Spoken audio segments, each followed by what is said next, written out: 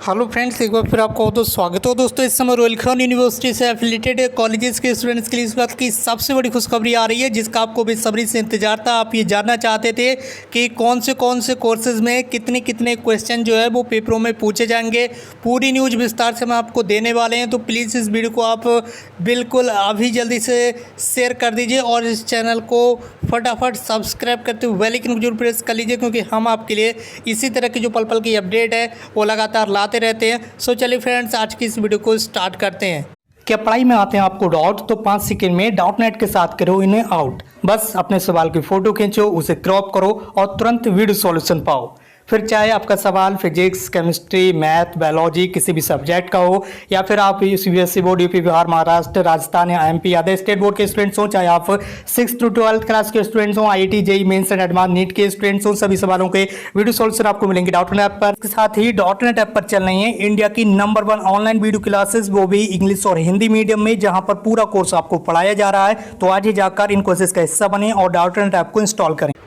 आज की latest news आपके सामने स्क्रीन पर आ चुकी है। स्नातकोत्तर आप समझते ही होंगे, post graduation courses like as MA, MSc, MCom के प्रश्न पत्र में पूछे जा सकते हैं सिर्फ 3 सवाल। इस वक्त की सबसे बड़ी अपडेट है, पीजी के जो आपके कोर्सेज हैं उनमें केवल 3 सवाल पूछे जा सकते हैं।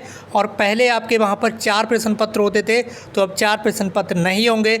चारों प्रश्न पत्रों का यानी कि चारों पेपरों का केवल एक पेपर ही होगा, जिसमें आपको 3 सवाल सॉल्व करना पड़ सकते हैं। ठीक है, इसके अलावा बात करें बीए, बीएससी और बीकॉम के स्टूडेंट्स के बारे में, तो देख लीजिए स्नातक बोलते हैं जिसे, इसमें आपको 10 बहुविकल्पी सवाल करना पड़ सकते हैं और इसमें 5 अति लघु उत्तरीय प्रश्न हो सकते हैं और एक विस्तृत उत्तरीय। ठीक है, तो 10 और 5 15 और एक, इस तरह से यूजी कोर्सेज में एक पेपर में आपको 16 प्रश्न सॉल्व करना पड़ सकते हैं। बात करेंगे द्वितीय वर्ष के स्टूडेंट्स के बारे में भी, तो यहाँ पर द्वितीय वर्ष के भी बारे में बात कर लेते हैं। बट उससे पहले छोटी सी रिक्वेस्ट है, जिसके बारे में आपको पता ही है कि इस चैनल को जल्दी से सब्सक्राइब करते हुए बेल आइकन प्रेस कर लीजिए और इस वीडियो को फटाफट अपने फ्रेंड्स के साथ जरूर शेयर कर दीजिए, ताकि सभी भाई बहनों तक आज की लेटेस्ट अपडेट है वो पहुँच सके।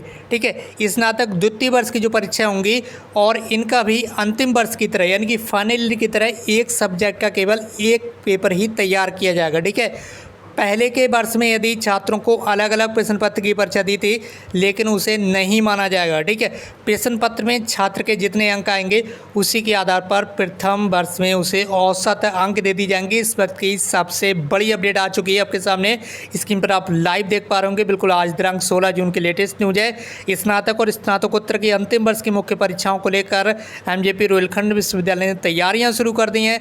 सभी प्रश्न पत्रों का एक पेपर होगा और समय क्या होगा, 1.5 घंटा होगा।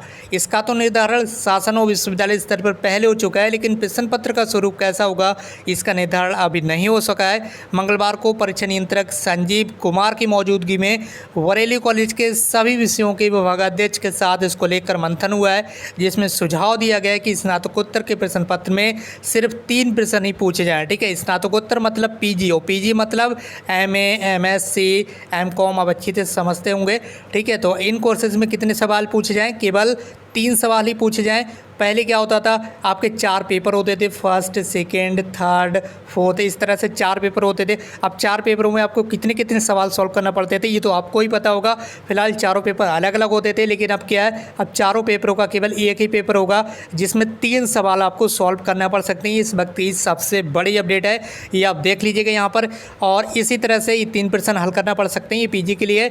इसी तरह से देख लीजिए जो ग्रेजुएशन के स्टूडेंट्स हैं, जैसे कि बीए समझते होंगे आप, ग्रेजुएशन, बीएससी, बीकॉम, ठीक है, समझाने की आवश्यकता नहीं है। तो इन कोर्सेज में आपको 10 बहुविकल्पी यानी कि ऑब्जेक्टिव, 5 अति लघु यानी कि शॉर्ट आंसर टाइप और एक विस्तृत उत्तरीय प्रश्न जो है वो पूछा जाएगा, यानी कि एक लॉन्ग आंसर आपसे पूछा जाएगा। इसी तरह बुधवार को आप देख लीजिए, एक बार फिर से शिक्षक बैठक करेंगे और इसमें यहाँ पर बताया गया कि और उसके बाद प्रश्न पत्रों का जो स्वरूप है निर्धारित कर दिया जाएगा। प्रश्न पत्र का स्वरूप तय होने के बाद परीक्षा कार्यक्रम आएगा, आपकी एग्जाम स्कीम आएगी, जिसको देखकर आपको बहुत ही ज़्यादा मजा आएगा और फिर परीक्षा केंद्र निर्धारित कर दी जाएंगे। जल्दी ही इसकी जो सूचना है वो भी शासन को भेज दी जाएगी।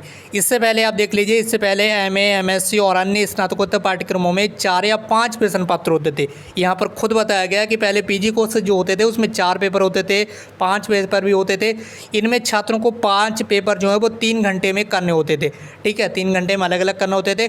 अब 1.5 घंटे में छात्रों को 3 प्रश्न पत्र हल करना होंगे। ठीक है, तीनों प्रश्न पत्र आपके एक ही पेपर में होंगे। और इसी तरह से स्नातक में एक विषय के 3 प्रश्न पत्र होते थे, लेकिन अब एक ही प्रश्न पत्र तैयार होगा। स्नातक में बहुविकल्पी प्रश्नों 2-2 अंक और अति लघु के 5 अंक और इसी तरह से दीर्घ के 30 अंक निर्धारित किए जा सकते हैं। छात्रों को प्रश्न पत्र हल करने में किसी तरह की परेशानी नहीं होगी, बहुत मज़ा आएगा आपको।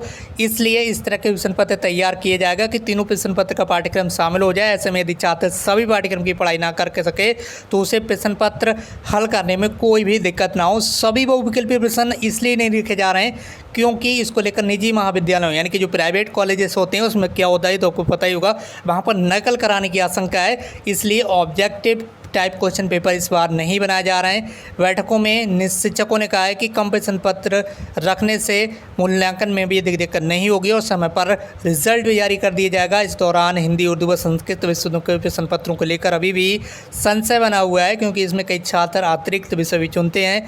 फिलहाल इसको लेकर बुधवार को बैठक की जाएगी जिसमें अन्य शिक्षकों को भी बुलाया जाएगा। सो फ्रेंड्स, ये थी आपके लिए कुछ महत्वपूर्ण जानकारी। इसी तरह से जुड़ी पल पल की अपडेट के लिए आप हमारे साथ बने रहेगा। हम इसी तरह की लेटेस्ट न्यूज़ आपके लिए लाते रहेंगे। आज की इस वीडियो में बस इतना ही। मिलते हैं एक नई वीडियो में एक नई इन्फॉर्मेशन के साथ। Thank you so much for watching this video.